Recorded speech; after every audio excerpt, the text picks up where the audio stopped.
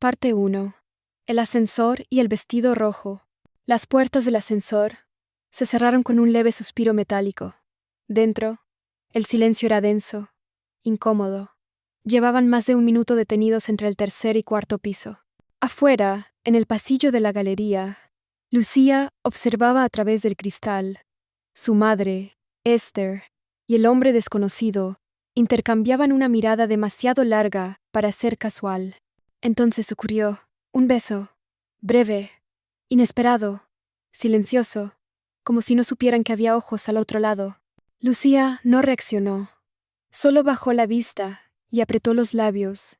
Nadie vio la lágrima que nunca cayó.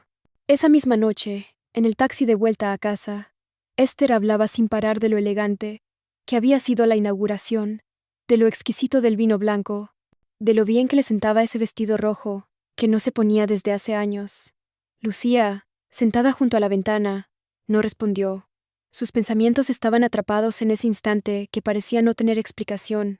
O sí la tenía, pero ella no quería encontrarla. Esther, con voz alegre, dijo de pronto, ¿sabías que Jalil es uno de los mecenas más importantes de arte en Suiza? Nos invitó a su galería en Ginebra. ¿No es fantástico? Lucía giró lentamente la cabeza. La miró por primera vez en todo el trayecto y dijo con calma, «Lo vi todo». Esther se quedó en silencio. Fingió revisar su teléfono. Esa misma madrugada, Lucía recibió un mensaje de un número desconocido. «Espero que no te haya molestado lo que pasó. A veces, lo accidental también es una decisión». La pantalla iluminaba la habitación a oscuras. Ella no respondió. Solo borró el mensaje, pero no el recuerdo. Y por primera vez en años, empezó a mirar a su madre con otros ojos. Parte 2. Ventanas en Ginebra. El invierno en Ginebra parecía inventado, limpio, silencioso, con esa luz blanca, que no calienta, pero calma. Lucía llegó con una maleta pequeña, sin expectativas. Jalil la recibió en la galería con una sonrisa amable, casi neutral. Todo estaba en orden. Ninguna mención al ascensor, ningún gesto fuera de lugar. Solo trabajo le había dicho a su madre antes de aceptar la oferta. Nada más. Esther asintió con una emoción que no supo disimular. Había algo raro en su entusiasmo, como si quisiera empujarla hacia ese viaje más de lo que era normal. La galería era sobria, elegante. Lucía pasaba las mañanas catalogando obras, revisando archivos, tomando notas. Jalil apenas hablaba, pero a veces, al pasar, dejaba una taza de té cerca, o una libreta con anotaciones sobre artistas olvidados, siempre justo en la página que le interesaba. Una noche, Inés, la amiga de su madre, la invitó a cenar en su casa. Jalil también estaba allí. Hablaron poco, casi nada, pero en un momento, mientras Lucía comentaba una exposición de fotografía, Jalil dijo sin mirarla, «Tú ves más de lo que quieres mostrar». Ella fingió no escucharlo, pero esa frase le quedó grabada. Al volver al apartamento que le habían asignado, encontró algo en su buzón. Una postal sin remitente, una ilustración abstracta y una sola frase escrita a mano. «Si eliges callar otra vez, el silencio te elegirá a ti». Lucía miró la postal por un largo rato. Luego la guardó en su cuaderno, entre dos hojas en blanco, como quien guarda algo que aún no entiende, pero sabe que importa. Parte 3. La casa y el farol. El aire en Gata de Gorgos olía a romero y tierra húmeda. La casa era amplia, alquilada, con relojes viejos en cada habitación. Jalil había invitado a ambas, Lucía y Esther, para pasar el fin de semana. Todo parecía cuidadosamente casual. Lucía llegó primero. Recorrió en silencio el pasillo largo, los cuadros sin colgar, el eco en las paredes. Poco después llegó su madre, radiante, con una bolsa de naranjas y una sonrisa que no le pertenecía. Actuaba como si el lugar fuera suyo. Jalil los recibía como un anfitrión educado, pero distante. Las comidas eran correctas, las conversaciones, medidas, pero el ambiente tenía algo espeso, como si todos supieran que nadie decía lo que realmente pensaba. La tercera noche, Lucía salió a tomar aire. El pueblo dormía. Un farol temblaba con el viento. Jalil apareció sin ruido. Solo se puso a su lado. No me esperaba esto, dijo él. Ella tampoco dijo nada. Hubo un momento breve, un solo gesto, un beso, y luego, el silencio. Nadie huyó, nadie explicó, solo se alejaron, caminando en direcciones distintas. Al amanecer, Esther bajó por el pasillo. En el perchero vio el abrigo de su hija arrugado, colgando como si alguien lo hubiera dejado con prisa. Su mirada cambió por un segundo. No preguntó nada, solo se sirvió café y encendió un cigarro, aunque hacía años que había dejado de fumar.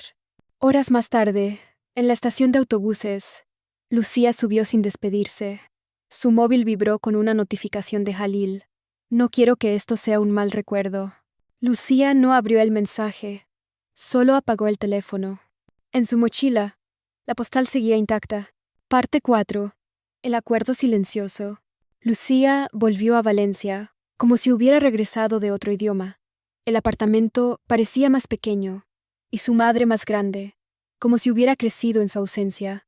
Esther no hizo preguntas. Solo la observaba con ese tipo de atención que no necesita palabras. Durante días, no hablaron de Gata, ni del farol, ni del abrigo olvidado, hasta que una tarde, sin previo aviso, Jalil apareció en la cafetería, donde Lucía trabajaba media jornada. Saludó con cortesía, pidió un café, se sentó en la mesa del rincón. Ella tardó 3 minutos en acercarse. No estoy segura de qué buscas, dijo Lucía, apoyando la taza sin mirarlo. Ni yo. Pero no quiero fingir que no pasó nada. Ella lo miró por primera vez. ¿Mi madre lo sabe? Jalil negó con la cabeza, despacio. Aquella noche, en casa, Esther estaba de pie frente al horno, preparando un pan que casi nunca salía bien. Cuando Lucía entró, la miró como si esperara algo. Lo vi hoy, dijo su hija sin rodeos. Esther no fingió sorpresa. Se limitó a responder con calma. ¿Tú lo quieres? Lucía tardó en responder. Luego, con la misma serenidad, dijo: No sé si eso importa. El pan se quemó. Ese mismo fin de semana, las tres coincidieron en una exposición privada en un pequeño museo de Alicante. Entre vino blanco y fotos en blanco y negro, la escena fue tan discreta como incómoda. Jalil saludó a ambas con el mismo tono, la misma distancia. Lucía, al ver a su madre sonreírle como si nada, supo que estaban atadas a un acuerdo no firmado, uno donde el silencio era la única cláusula. Y justo antes de irse, Jalil le susurró al oído: No te confundas, no he elegido a nadie, aún. Parte 5. La terraza de los domingos. La nueva rutina comenzó sin anuncio. Cada domingo, Jalil invitaba a Lucía y Esther a su ático en el barrio del Eixample, en Valencia. Una terraza amplia, con plantas en macetas de barro, y un toldo de tela beige que dejaba pasar la luz justa. Todo estaba dispuesto con ese tipo de orden que parece espontáneo, pero no lo es. Nadie hablaba del pasado, no había reproches, solo charlas suaves, café turco y silencio entre frases. Lucía llegaba siempre antes. Esther, con retraso elegante. Jalil ponía música instrumental de fondo, sin letras. A veces hablaban de libros o de recetas, nunca de sentimientos. Pero cada gesto tenía peso. Una servilleta doblada 2 veces, un cruce de miradas al otro lado de la mesa, un comentario sin dirección que caía justo donde debía. Una tarde, Jalil propuso hacer una pequeña exposición en casa, solo para amigos cercanos. Dijo que Lucía podía ayudarle con la selección de obras. Ella aceptó con naturalidad. Esther sonrió. Me alegra que estén encontrando su forma, dijo, sirviéndose más té. Nadie respondió. Durante los preparativos, Lucía pasó más tiempo sola con Jalil. Revisaban catálogos, movían cuadros, discutían marcos. Todo era técnico, medido. Pero en uno de esos momentos, junto a una escultura sin firmar, un beso los interrumpió a sí mismos. Breve, silencioso, como si no supieran por qué lo hacían. Esa noche, Esther no fue a la cena prevista. Envió un mensaje breve. Dolor de cabeza. Jalil y Lucía comieron en silencio. Al final, él se levantó y apagó la luz de la terraza. En la penumbra, dijo, creo que estamos haciendo algo que no sabemos cómo nombrar. Lucía lo miró sin moverse. No dijo sí, tampoco dijo no. Solo supo que algo había cambiado. Otra vez. Parte 6. El eco de lo no dicho. La noche del cierre de la exposición, el aire estaba cargado de promesas no cumplidas. La terraza se había transformado en un pequeño refugio, donde las luces titilaban como recuerdos suspendidos. Los cuadros y esculturas parecían cobrar vida, reflejando silencios más profundos que cualquier palabra. Jalil, con la mirada fija en un rincón oscuro, sintió un nudo en la garganta. Lucía y Esther permanecían a su lado, pero cada una parecía navegar en una realidad distinta. Los tres, juntos, pero tan separados. Cuando el último invitado se marchó, Lucía rompió el silencio con una pregunta inesperada. ¿Qué buscamos realmente? Jalil desvió la mirada, mientras Esther bajaba la cabeza, como si respondiera sin palabras. Entonces, sin preámbulo, un beso se deslizó entre Esther y Lucía. No fue una traición, ni una confesión. Fue un instante suspendido, un suspiro que contenía todo lo que no se atrevieron a decir. Jalil observó sin apartar los ojos, sin intervenir. En ese momento comprendió que el vínculo que los unía no era uno solo, sino una red compleja de emociones, deseos y temores.